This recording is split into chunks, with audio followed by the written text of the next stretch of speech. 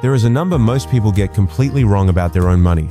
Not the balance, not the interest rate, the number that tells you whether your money is actually growing or just pretending to. You check your account at the end of the month. The balance went up. Maybe $50, maybe $200. You saved. You were disciplined. You did the responsible thing. And yet somehow the grocery run costs more than it did last year. The electric bill is higher. The rent notice just went up again, but the account balance went up, so things are fine, right? Congratulations. You saved money. You also got poorer. Both of those things are true at the same time. Here is what is actually happening. Your savings account is paying you somewhere around 1% interest right now. Inflation, meaning the actual cost of living, is running at 3 to 4%. So your real return, the number that actually matters, is not plus 1%. It is minus 2 to 3%. You are moving backward while your balance moves forward. That is not a contradiction. That is just math. Think about what got more expensive in the last 12 months. Groceries, rent, car insurance, utilities. And just to really drive the point home, the cost of buying a house, all of it up. Meanwhile, your savings account handed you 1% and called it a win. Your bank is aware of this. Your bank is taking your deposits, lending that money out at 6, 7, 8% and handing you 1% back. They have a name for that 1% account. They call it a high-yield savings account. Your bank is very grateful for your patience. This is not a personal failure. The system is designed to make the nominal number, the balance you can see, look like progress, while the real number, what that balance can actually buy, quietly shrinks. The fix is not complicated. But first, you need a way to see the problem clearly, and there is a shortcut that does exactly that in about 4 seconds. It is called the Rule of 72, and it is one of the most useful things in personal finance that almost nobody actually uses. Here is how it works. Take 72, divide it by your annual return. The answer is roughly how many years it takes for your money to double. That is it. No spreadsheet, no financial advisor. Just one division problem you can do in your head. At 1%, 72 divided by 1 equals 72 years. 72 years for a single doubling. Your savings account is on a retirement plan of its own. At 6%, it is 12 years. At 10%, it is about 7 years. Same money. Completely different trajectories. The Rule of 72 makes that visible in a way that a balance update never does. In real life, what this means is you can pull up any account on your phone right now and know in 4 seconds whether it is working for you or quietly wasting your time. That is the whole tool. Now here is where it gets personal. Jessica is 26 years old. She makes lattes in Nashville. She is not pulling in a tech salary. Every month she sets aside $200 and puts it somewhere, earning around 10% annually. She does this for 32 years without doing anything dramatic. By the time she is 58, that account has grown to roughly $500,000. Ryan is 36, project manager in Charlotte, makes good money. Decides he is finally ready to get serious about investing. Puts in $500 a month, same 10% return for 22 years. He contributes more every single month. More total dollars in. He ends up with around $360,000. Less than Jessica. By a significant margin. Ryan did not lose because he was lazy. He did not lose because he picked the wrong stocks or made some catastrophic mistake. He lost because he had fewer doubling cycles. Jessica's money got more turns on the wheel. Each cycle does not just add to the total, it multiplies everything that came before it. That is not motivation. That is just how the math compounds. Time does not care about your income. It only counts the cycles. Now, here is the part most finance content skips. If you are 35 watching this and you just recognized yourself in Ryan, you are probably feeling one of two things. Either mild panic or the urge to close this video. Do neither. Ryan does not lose because he started late. Ryan loses because he started late and is still earning savings account rates on money that should be working harder. That is the actual problem. The doubling time on a 1% account is 72 years. The doubling time on a 10% account is 7. Ryan closing that gap is not about going back in time. It is about changing the rate going forward. Same rule of 72. Different input. Completely different outcome over the next 20 years.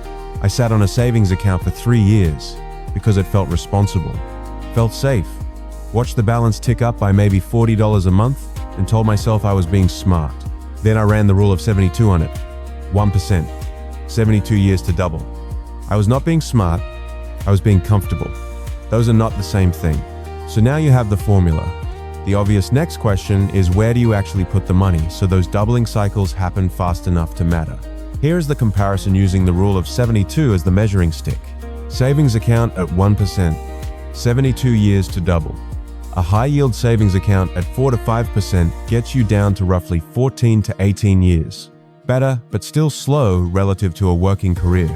The long-term historical average of the S&P 500 index is around 10% annually. 72 divided by 10 is 7.2 years.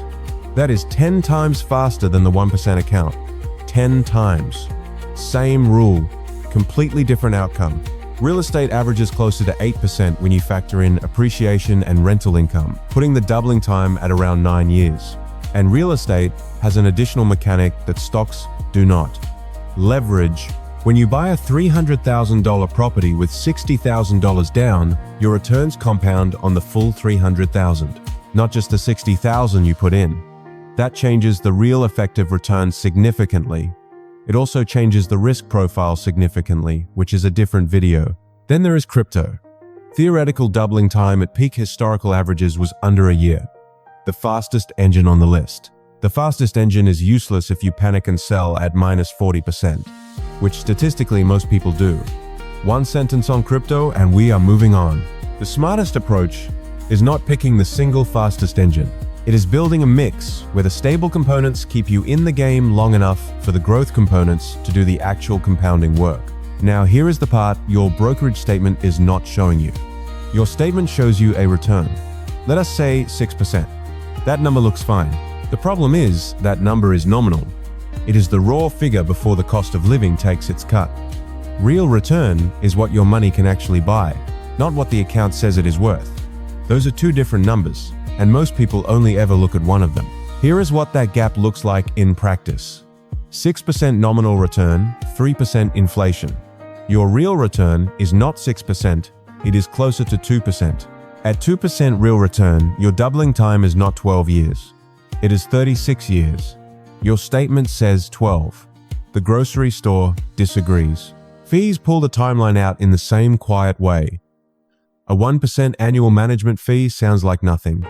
Over 30 years, it does not cost you 1%. It costs you roughly a third of your final balance because fees compound against you the same way returns compound for you. Think about that for a second. 1% per year paid consistently costs you 33% of the finish line number. That is not a rounding error. That is a second car. That is several years of mortgage payments. That is real money that left your account in increments small enough that you never noticed. Taxes work the same direction. The order in which you pay taxes on investment gains, whether that is inside a retirement account or outside one, changes your effective doubling time more than most people realize. The fix is not complicated. It is a 60-second check most people never run, and you can do it right now. You do not need a financial advisor for this. You need a calculator and about 60 seconds of honesty. Here is the check. Step 1.